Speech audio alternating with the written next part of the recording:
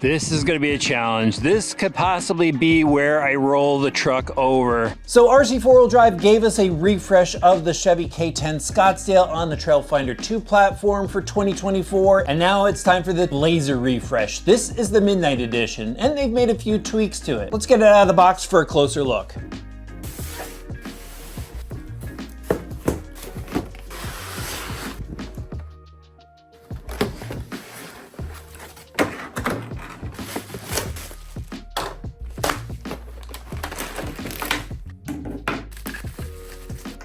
And here's everything that comes inside the box to make you ready to run. Well, ready to run. Yeah, a little bit of assembly is required with this one. That's because they put the body in a separate box, so it arrives to you in pristine condition. But let's go over everything else here. They give you the Trailfinder 2 assembled, got your RC4WD Drive radio system, instruction manual, decal sheet, the hardware to go and install these parts. You get inner fender wells for the front, and then the nice black bumpers, batteries for the radio system, 6-cell nickel metal hydride pack, and a wall charger with a bunch of different outlets depending on what country you're in. Now, if you're more of a full ready to run person where you just have to go and drop the battery pack in, I wouldn't steer away from this one. It's actually pretty easy to get the rest of it together. You just got to drop in your battery pack, throw on your bumpers and body, and you're pretty much ready to go after that.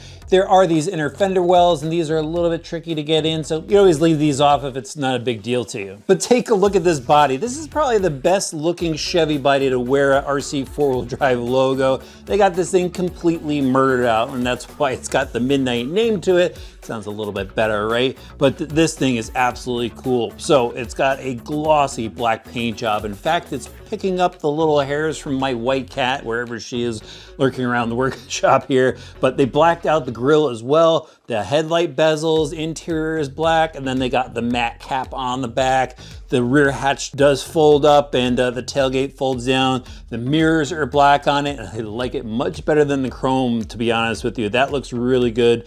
I mean, full interior, we got steering wheels, seats, dashboard with decals all over it for the speedometer and RPMs and everything like that. And then the other cool part is everything is pre-wired from the factory with LED lights. So you just got to plug in the little pigtail to your receiver. Those will light up once you turn on the car. And then this is the real big change up to the Blazers. They have an engine detail on the inside. So you got your V8 in there. It's all wired up. Got your spark plug wires on there. The valve covers are painted silver on this one. Battery, brake booster. This thing looks absolutely awesome. And now we'll take a quick look at the Trailfinder 2 platform. If you follow RC4WD Drive, it's going to look very familiar, but there are a couple of little tweaks I'll tell you about. And for those that haven't seen this platform, what I really like about it is there's a lot of metal on this. You got aluminum frame rails, an aluminum battery tray, aluminum cross bracing throughout, aluminum hoops for the front shock towers. One of the changes is actually back here,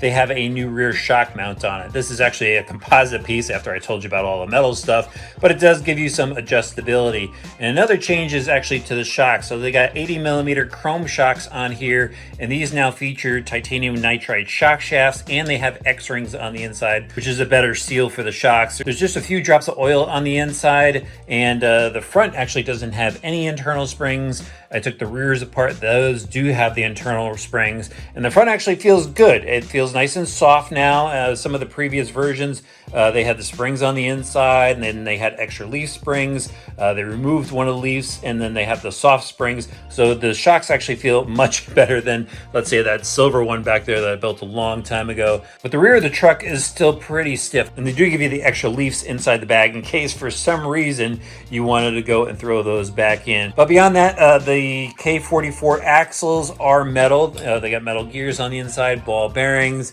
Up top here is the R3 transmission, and that's a single speed that goes down to the hammer transfer case. You got slider drive shaft, so all good stuff throughout this, the proven stuff. And then into the electronics, brush system, 45-turn motor. You got your Outcry speed controller, your twister servo, metal steering links, and XT60 plug on that speed controller. Again, they give you a battery pack, but if you're looking for another pack, make sure you get an XT60 plug on it. The receiver is mounted inside the fuel cell, and then this this is your pigtail to hook up to the LED lights that are pre-fitted to the body. Then check out these wheels and tires. These are the Dixie Peck Mud Country tires, 1.9s on rally style wheels. Love that this has the black ring on there. They've got a black center cap, and the hubs on the other side are aluminum as well. 12 millimeter hexes on those, but those have a really good look and they feel nice and soft. Time to mount up the body so we can see how it looks. And here it is, the Midnight Edition together. This thing looks absolutely sick. I think it took me about 20-25 minutes to finish up the assembly on it. I had to go and trim the inner fenders on the bottom just so they sit right, and I had to install the bumpers. And I think most of the time I spent trying not to get my fingerprints on it. This black is beautiful. It's really glossy, but it shows all the dust. It shows all your fingerprints. So you probably definitely want a duster cloth if you want to keep this as a showpiece. But I'm going to go head outside right now and drive it. We need to see it run in the dirt. Today's drive spot is RC Excitement in Fitchburg, Massachusetts. So the course actually starts down there, runs through here, and then this area is kind of where it gets more scale in my opinion. Lots of rocky stuff, and I'm not gonna torture this thing just yet. But actually, first up, let's see how fast this thing goes. There's your top speed, guys. So that's probably about walking pace. Yeah, I'd say about walking pace.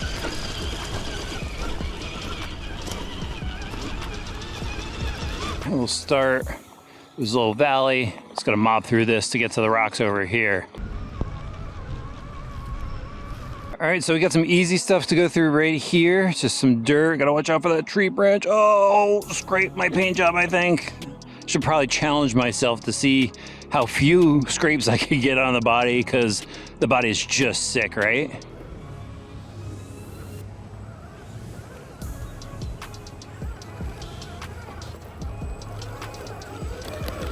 Come up around the rock here. It's gonna straddle it. Oh, hit the pumpkin.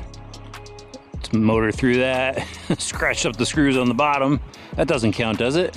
And there's a rock in the middle of the road.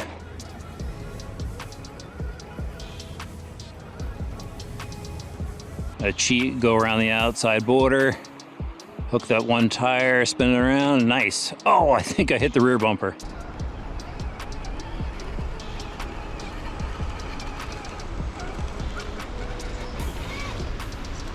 Like, how cool of a spot is this? You're driving, you stop, you take a look at the river. It's just a cool spot at RC Excitement.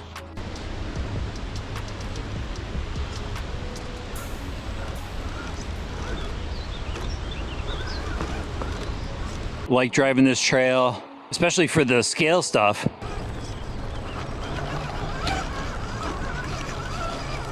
That speed controller is kind of stalling out a little bit. There we go. Now I got some forward momentum.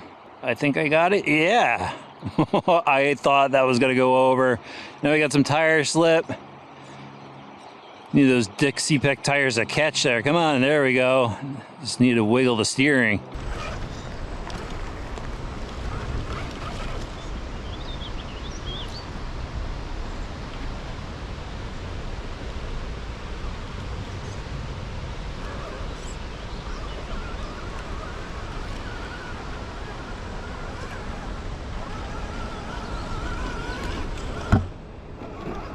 And this is where the limitations of the steering are really noticeable, and things is pushing out. Oh, gotta back it up. We got tire roll there.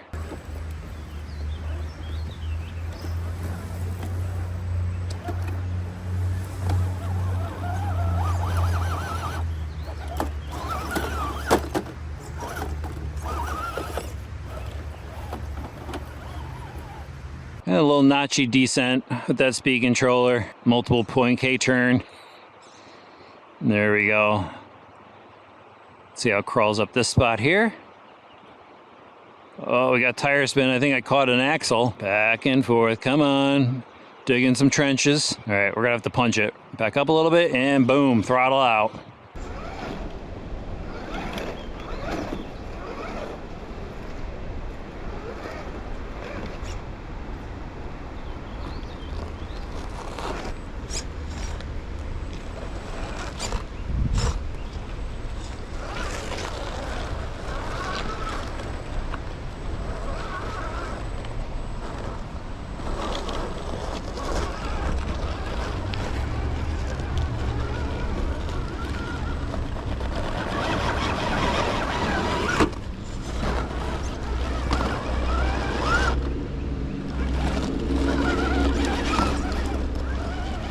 really sketchy stuff up there. I like totally Austin powered it. I think we're definitely gonna have to scratch some bumpers to get out of this. It needs more power in the steering servo. All right, hand to God. This is gonna be a challenge. This could possibly be where I roll the truck over. This is off camber, downhill. Look at this rocky section, the washout here. It almost went over there and through. Of course I saw mud, guys, so I gotta run in the mud. And I have no clue how deep this is. Hopefully it doesn't drop off anywhere.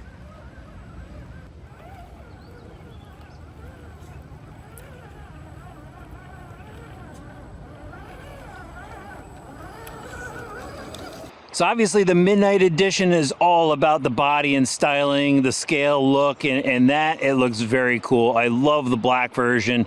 It's probably my favorite of the RC four-wheel drive Chevys. And the only thing is here, you know, we're dealing with leaf suspension, so we really have to watch our lines. It's a little bouncy with the way it's set up still, but you know, it's manageable. And again, we still have the stock electronics in here. I think a servo upgrade is definitely probably sooner rather than later. You could definitely see it stalling out, and then at some point, you know, the speed controller, when you get bored of it, you go for an upgrade. But man, this is a really cool looking truck. Definitely having a blast with it. Just when I was about to quit, I crashed. Oh, scratched up my mirror. No!